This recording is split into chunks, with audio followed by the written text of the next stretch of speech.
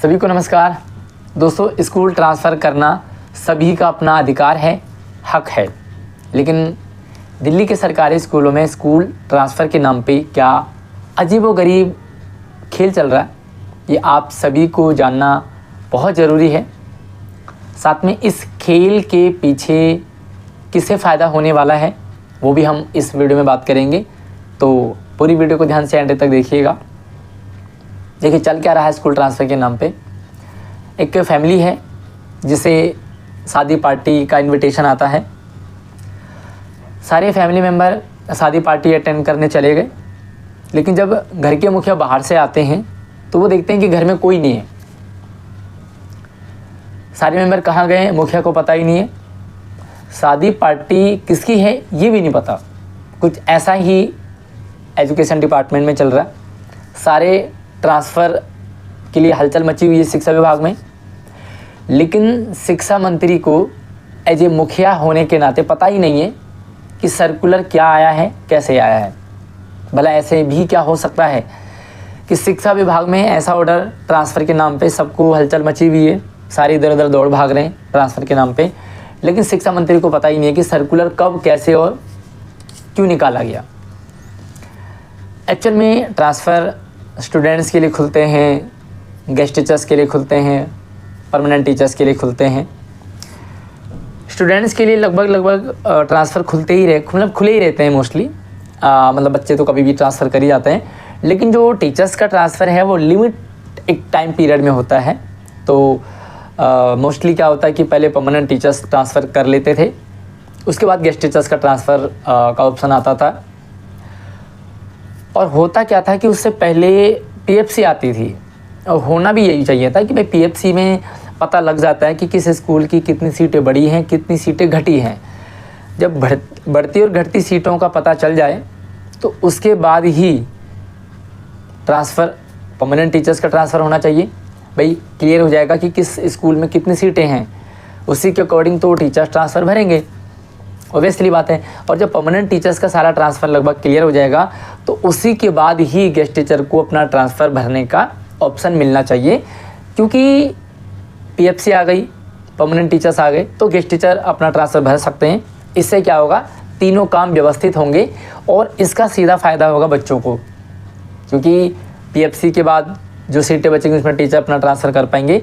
तो मतलब ज़्यादा हलचल नहीं मचेगी टीचर्स में और बच्चे अपनी पढ़ाई को अच्छे से कर पाएंगे। लेकिन कुछ उल्टा ही चल रहा है। अभी पहले ट्रांसफ़र के लिए आ गया परमानेंट टीचर्स का, तुरंत सेम टाइम पे आ गया गेस्ट टीचर्स के लिए भी, और सेम मतलब अभी पीएफसी का पता ही नहीं है जिसे पहले आना चाहिए। अब ट्रांसफ़र तो हर साल होते थे, हर साल ही भरे जाते थे, लेकिन इस बार ऐसा क्या हुआ कि घर के मुखिया यानी कि शिक्षा विभाग के मुखिया, शिक्षा मंत्री आतिशी मैडम जी को पता ही नहीं है कि ऐसा भी कोई सर्कुलर आया। हर साल ट्रांसफ़र के लिए ऑप्शन होते हैं, चाहे बच्चों के लिए हो, चाहे गेस्ट टीचर्स के लिए हो, चाहे परमानेंट टीचर्स के लिए हो। सारे टीचर्स अपने सहूलियत के अकॉर्डिंग, बच्चे सहूलियत के अकॉर्डिंग अपना ट्रांसफ़र भरते हैं। बट इस बार एक नया रूल इसमें ऐड किया, वो था 10 साल एक स्कूल में एक टीचर्स अगर वर्किंग है तो उसे स्कूल से ट्रांसफ़र कर दिया जाए। मतलब पहली बार ऐसा सर्कुलर शिक्षा विभाग ने जारी किया कि किसी भी परमानेंट टीचर्स को 10 साल से ज़्यादा एक ही सेम स्कूल में हो गए हों, वो अपना स्कूल ट्रांसफ़र भरेगा ही भरेगा। बाकियों के लिए ऑप्शन होता है, वो चाहे तो भरें चाहे तो ना भरें, लेकिन 10 साल वालों के लिए कंपलसरी है। तो ये तो एक तरह से ज़बरदस्ती किसी को उखाड़ के वहाँ फेंकना होगा, है ना। भाई ट्रांसफ़र मतलब अपनी मर्जी है। चाहे बच्चों के लिए स्टूडेंट्स अपनी मर्ज़ी से स्कूल ट्रांसफ़र कर सकते हैं। गेस्ट टीचर्स को लगता है कि भाई मेरा इस स्कूल में सहूलियत है, मुझे नज़दीक पड़ता है तो भरें।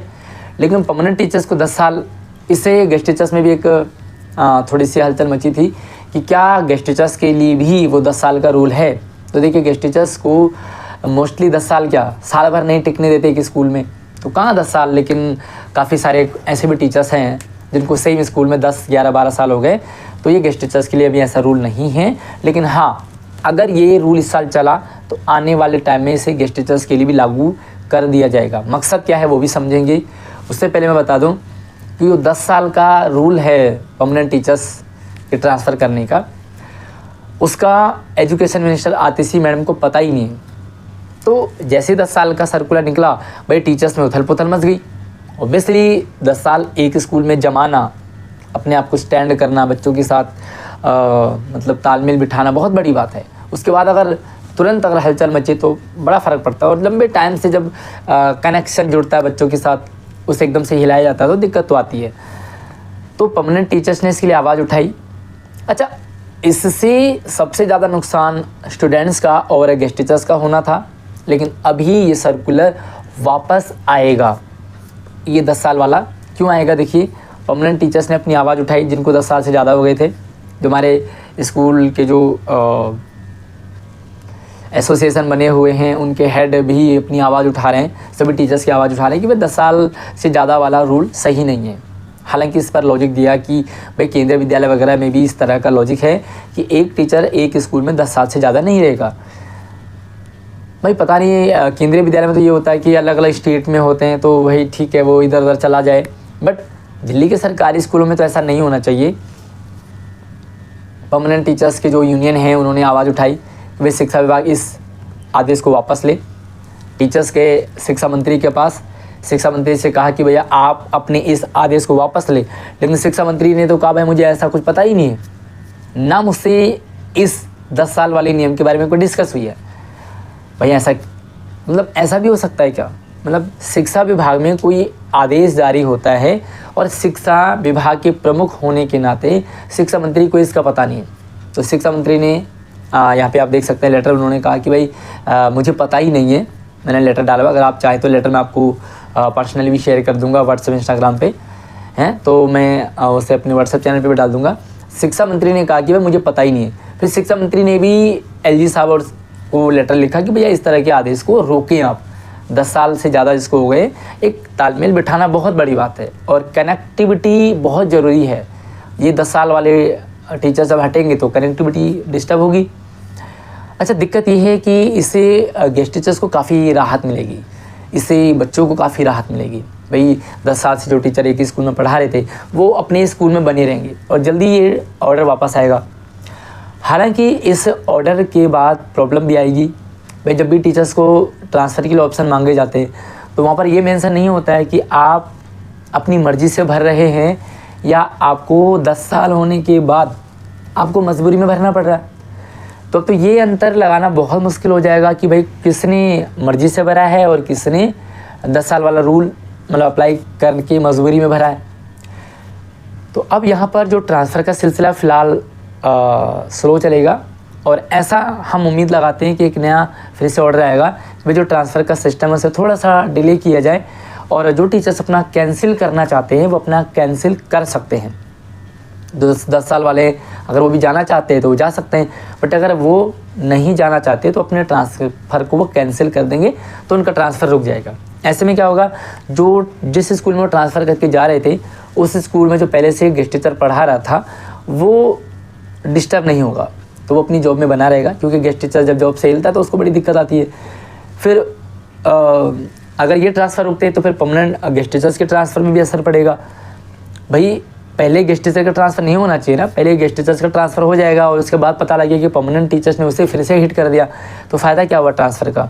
तो प्लीज़ शिक्षा विभाग से ये भी निवेदन है कि पहले परमानेंट टीचर्स का ट्रांसफ़र पूरी तरह से सेट कर दे, उससे पहले पीएफसी को ले आएँ, पीएफसी लाने के बाद परमानेंट टीचर्स का ट्रांसफ़र करें, उसके बाद गेस्ट टीचर्स का ट्रांसफ़र हो तो सभी को सहूलियत होगी। परमानेंट टीचर्स को सहूलियत होगी, इससे स्कूल सिस्टम को सहूलियत होगी, गेस्ट टीचर को सहूलियत होगी और स्टूडेंट्स को काफ़ी बेनिफिट होगा क्योंकि सिस्टम हिलेगा नहीं। बाकी आपके क्या विचार है आप कमेंट सेक्शन में ज़रूर रखें। अगली वीडियो में मिलते हैं, तब तक चैनल को सब्सक्राइब कीजिए ताकि इसी तरह से आपको एजुकेशनल सारी पल पल की अपडेट आपको लगातार मिलती रहेगी। धन्यवाद।